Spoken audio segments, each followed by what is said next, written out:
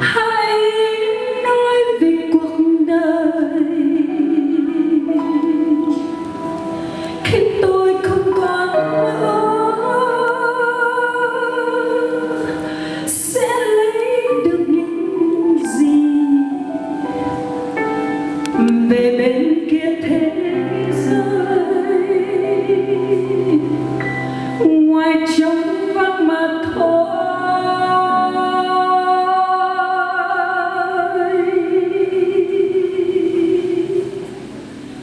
Thủy ơi và tình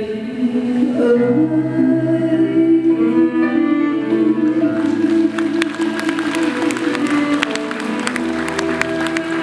như loài chim bói cá trên cọng nhọn trắng lam, tôi tìm đời anh mãi trong vũng nước cuộc đời, trong vũng nước cuộc đời. Thủy ơi và tình ơi, đừng bao giờ em hỏi vì sao anh